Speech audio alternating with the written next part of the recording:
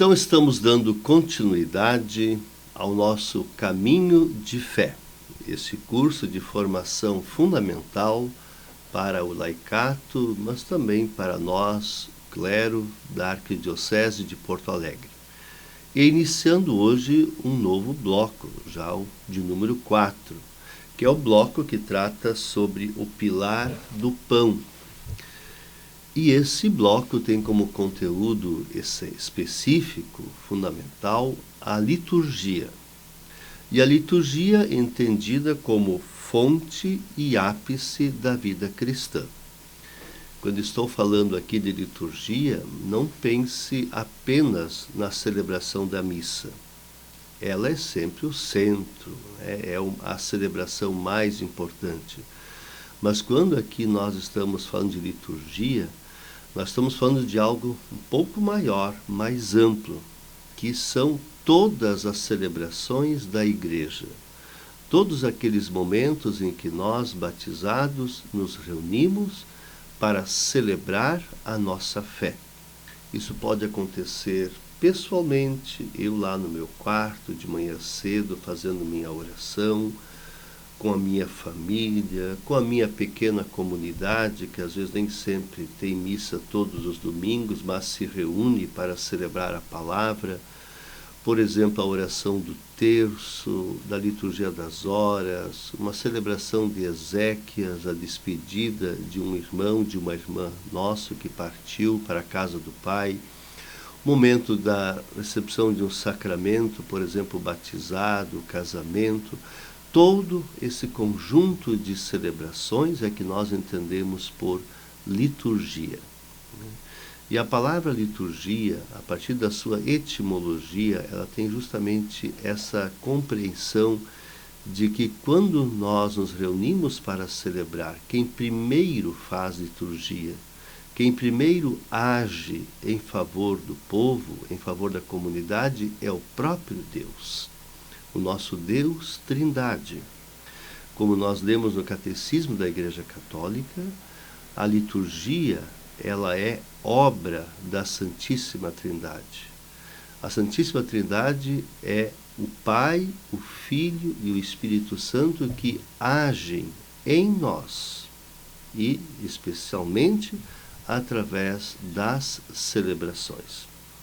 Então, todas estas celebrações litúrgicas, elas são fonte e ápice da vida cristã. Por isso, o pilar do pão é tão importante para a nossa compreensão, para a nossa formação básica, que é o objetivo deste nosso curso.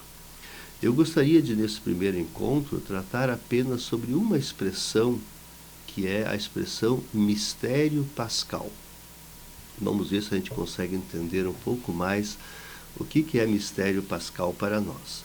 Depois, no segundo encontro, o padre Gustavo Batista vai nos falar sobre a Assembleia e os ministérios. A Assembleia é a primeira realidade litúrgica. Nunca existirá liturgia sem Assembleia, né? E também a questão da ministerialidade dentro de uma Assembleia. O terceiro encontro será sobre a dimensão simbólica da liturgia, uma dimensão muito importante, que o padre Luciano Massulo vai nos ajudar a refletir. E, por fim, tudo isso deve nos levar para a espiritualidade litúrgica, que o padre Márcio Andrade vai nos ajudar a refletir sobre isso. Então é um caminho de 4 encontros que nós queremos fazer juntos. O mistério pascal, a Assembleia e os ministérios, a dimensão simbólica e a espiritualidade litúrgica.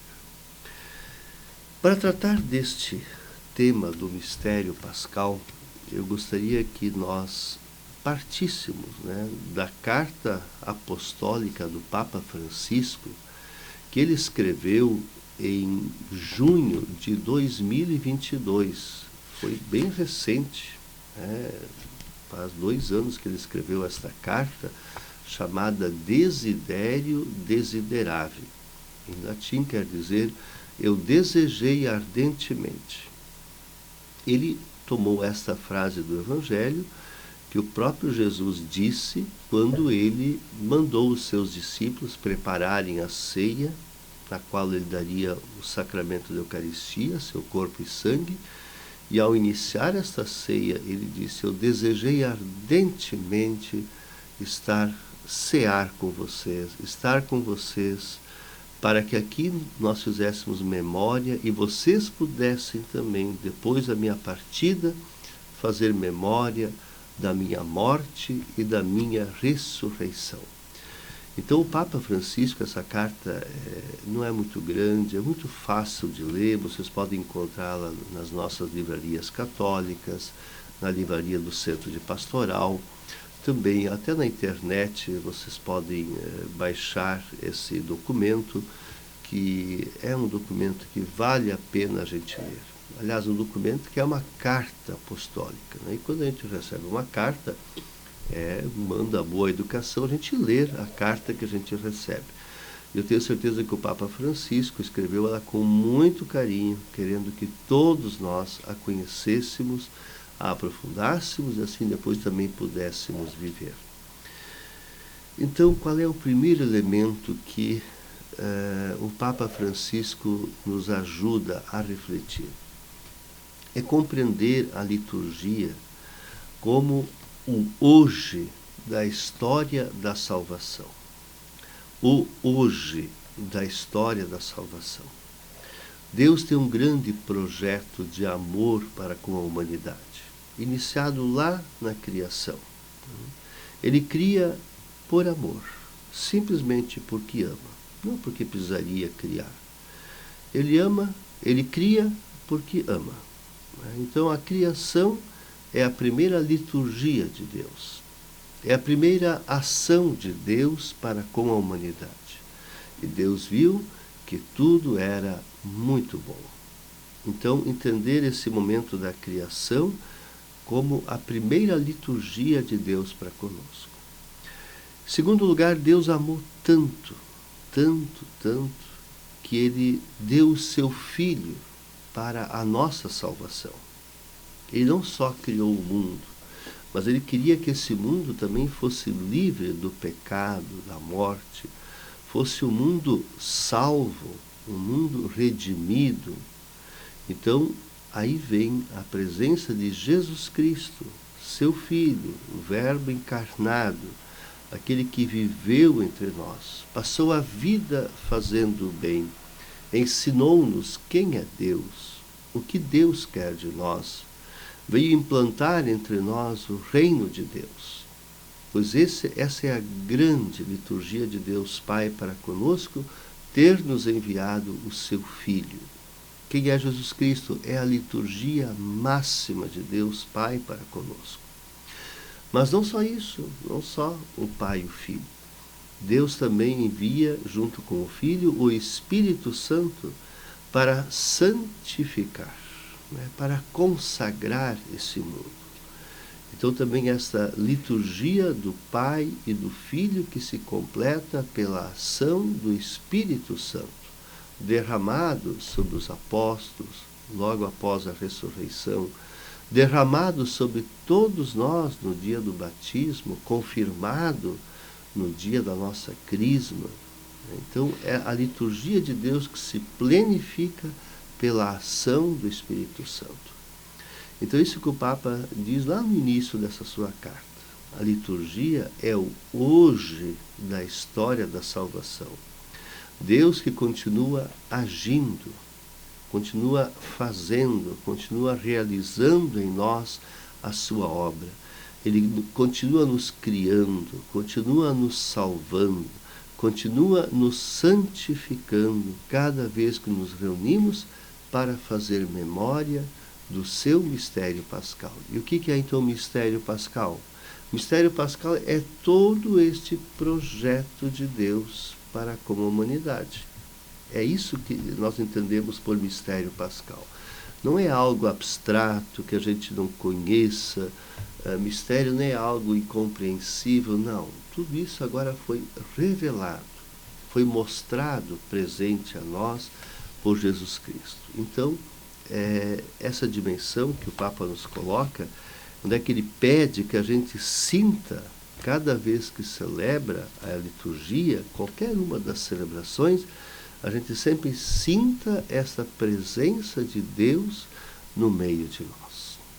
Isso é a liturgia. O Senhor esteja convosco, Ele está no meio de nós. Corações ao alto, o nosso coração está em Deus. E o centro de todas as celebrações é sempre a morte e a ressurreição de Jesus, porque a morte e a ressurreição de Jesus revelam o máximo de Jesus para conosco, mas ele não poderia ter feito por nós. Tendo amado os seus que estavam no mundo, amou-os até o fim, até o máximo. Por isso, celebrar a liturgia é mistério pascal, porque ela celebra o máximo de Deus para conosco, as grandes obras de Deus para conosco. Não são apenas coisas do passado, mas elas se tornam presentes para nós aqui, hoje, quando celebramos. Então, esta é uma primeira dimensão do mistério pascal, o hoje, o aqui, o agora, não algo distante, não apenas do passado, lá também aconteceu, mas acontece para nós hoje, aqui e agora. Fazer isto em memória de mim. E fazer memória é justamente essa compreensão de que esse passado se torna presente para nós. E que esse presente também vai ter a sua plenitude na eternidade. Para lá que nós caminhamos. Então a liturgia faz esta ponte, essa junção entre o passado, o presente e o futuro. É a história da salvação acontecendo aqui e agora. Um segundo elemento deste mistério pascal, que depois eu vou indicar o texto para a gente poder ler em casa. A liturgia é o lugar do encontro com Cristo. É ali um lugar, onde nós podemos nos encontrar com este Senhor ressuscitado, centro do mistério pascal. Como diz aqui, a ressurreição, o mistério pascal, não é um conceito, não é uma ideia, não é um pensamento, mas é uma presença de verdade. A liturgia nos garante a possibilidade deste encontro com o Senhor, aqui e agora, presente no meio de nós. É tão bonito quando o Papa diz assim, agora eu sou Nicodemos, eu sou a samaritana, eu sou aquele possesso de Cafarnaum, eu sou o paralítico na casa de Pedro, eu sou a pecadora perdoada, a hemorroíça, eu sou a filha de Jairo, o cego de Jericó, eu sou o Zaqueu, eu sou o Lázaro, eu sou o ladrão, o Pedro, perdoados. Isso é o hoje e é o aqui e agora, é o encontro com o Senhor. Se nós quisermos nos encontrar com Jesus, ele fala aqui também no Desidério, não é indo lá em Jerusalém procurar uma relíquia dele, não. É bom que a gente vá para Jerusalém e possa lá rever os lugares que Jesus passou, ok? Mas eu vou encontrá-lo vivo, presente, atuante, aqui e agora, nas nossas celebrações litúrgicas. Como diz aquela frase tão bonita que nós temos antes da comunhão, que é a mesma frase que aquele centurião romano disse há 2000 anos atrás. Senhor, eu não sou digno que entreis em minha casa. Foi ele que disse. Mas nós dissemos agora também, Senhor, eu não sou digno de que entreis em minha casa. Digo isso antes de receber a comunhão. Vejam como é que esse passado se torna hoje, aqui e agora. Eu sou esse centurião romano que confessa a sua indignidade, mas também a sua vontade de receber Jesus no seu lar, na sua casa. Então esse é um segundo elemento, Mistério pascal, todo o projeto de Deus para conosco. Eu, ao celebrar a liturgia, esse mistério pascal se torna presente aqui e agora. Em terceiro lugar, celebrando, eu me encontro com esse Senhor. A liturgia é esse encontro com o Senhor. E o terceiro elemento que o Papa Francisco coloca é justamente que a liturgia, aliás, a igreja, é na igreja, com a igreja, como membro da igreja, que eu participo dessa história da salvação, que essa presença se torne real hoje. Por isso ele diz no número 14 da Desidério Desiderável, a igreja é sacramento do corpo de Cristo. Olha que expressão profunda, né?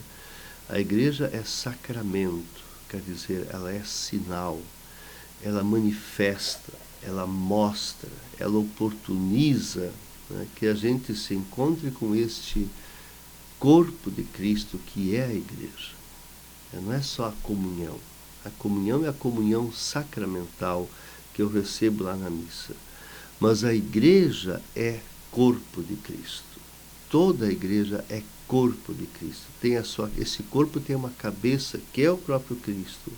Tem um corpo que somos nós, os membros desta igreja, batizados justamente na morte e na ressurreição de Jesus. Então, vejam que maravilha que é a liturgia para nós, né? A gente pode fazer essa experiência de celebração na igreja, como igreja, dentro da igreja, sentindo-se membro, né? Membro vivo desse corpo de Cristo, que é a igreja em que estamos no mundo de hoje, e que nós, né? Leigos, religiosos, clero, todos nós, ninguém de nós é mais importante ou menos importante, todos nós fazemos parte desse corpo de Cristo. Claro que no corpo nem tudo é braço, nem tudo é perna, nem tudo é barriga, cada um tem a sua função, a sua missão. Assim também, neste corpo de Cristo que é a igreja, cada pessoa tem a sua função. Eu tenho a minha como ministro ordenado, você como catequista, como membro de uma pastoral, participante de um grupo. São os diversos ministérios que expressam a vivacidade também, a organicidade e a beleza desse corpo de Cristo que é a igreja, né? Então, história da salvação, mistério pascal, não é? História da salvação hoje, o encontro com o Senhor, e tudo isso realizado dentro da igreja. São os aspectos fundamentais que nós precisamos entender dentro dessa concepção de liturgia mais ampla que a gente tem.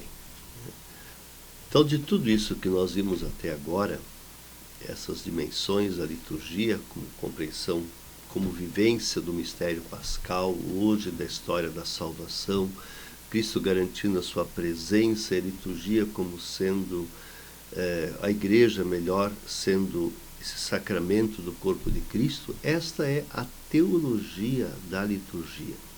Pode parecer difícil, mas não é, né? Esta é a teologia da liturgia.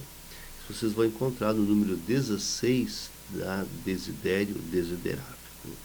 Que foi o Concílio Vaticano II, a primeira encíclica, aliás, a primeira Constituição que foi promulgada, foi justamente a Constituição sobre a liturgia, em 4 de dezembro de 1963, porque havia todo um movimento litúrgico, já iniciado um século antes do concílio, que procurou resgatar as fontes da liturgia.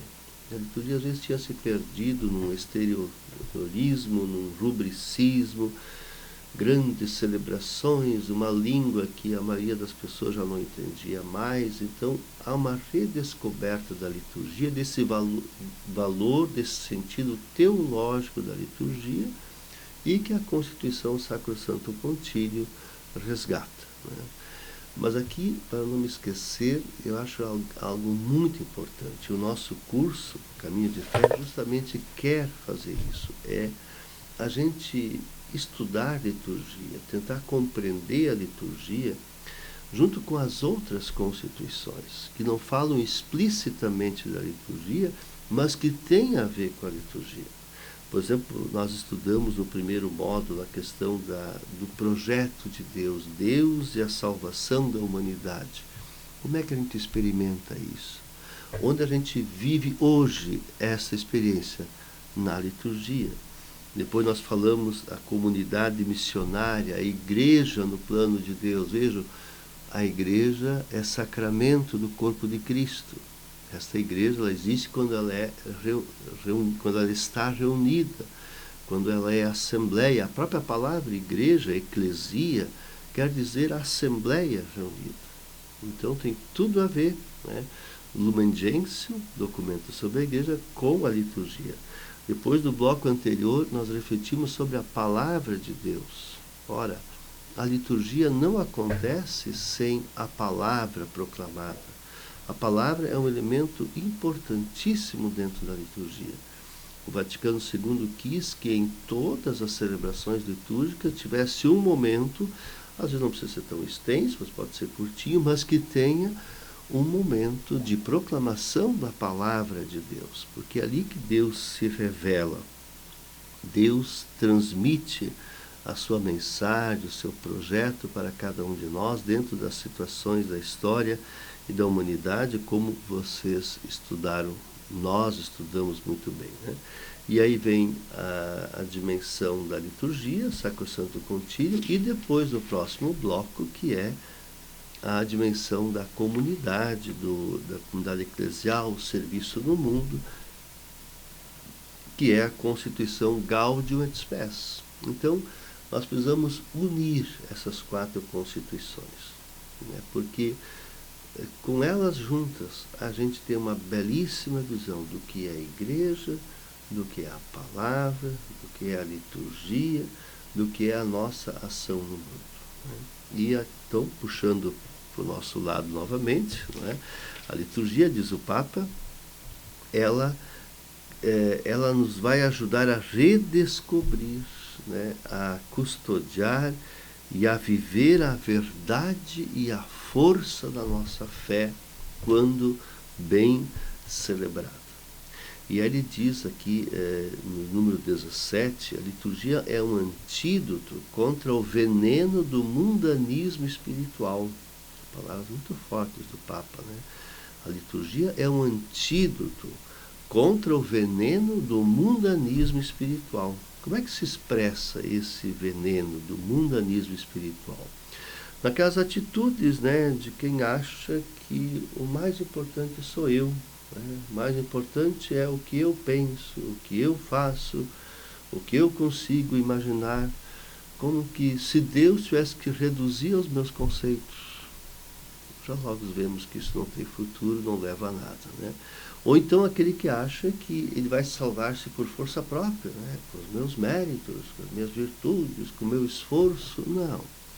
A liturgia, ela é um antídoto contra esses venenos do gnosticismo, né? Assim chamado do pelagianismo, aqueles que fazem a pessoa centrar-se apenas em si, esquecendo-se de Deus, ou achando que é maior do que Deus, ou igual, e também dos outros. Não preciso dos outros. Não. A liturgia nos livra disso, né? A liturgia sempre nos faz abrir para a graça de Deus. Eu posso me preparar para a celebração, sim, já ler a leitura antes, já prever o que vai acontecer, mas eu devo também, quando inicio a celebração, deixar, é como se fosse a primeira vez que eu estou escutando aquele texto, a primeira vez que estou cantando aquele canto. É a primeira vez que hoje esse é o domingo, o dia do Senhor. Aí, então a gente fica aberto para que Deus possa falar, né? E não a gente já vem com tudo prontinho, né? Já achando vai ser isso, isso, isso. Deixar-se surpreender, diz o Papa também mais adiante, deixar-se surpreender pelo mistério que tantas vezes, né, está aí, e quando a gente está fechado a gente não percebe. Então é um elemento muito interessante que ele coloca. Também aqui ele dá um exemplo bem concreto. Por exemplo, as nossas celebrações, no início, elas sempre têm um ato penitencial. Um momento em que eu peço perdão a Deus. Antes de pedir qualquer coisa, até mesmo antes de agradecer, eu reconheço. né, que eu sou frágil, né, sou pecador, mas eu confio na graça de Deus. Lembra aquele momento em que Moisés vê a sarça ardente e ele se aproxima, vê o que está acontecendo, aí Deus diz para ele: Moisés, tira as sandálias dos teus pés. Quer dizer, tira teu orgulho, tira tua prepotência, tua vaidade, deixa lá.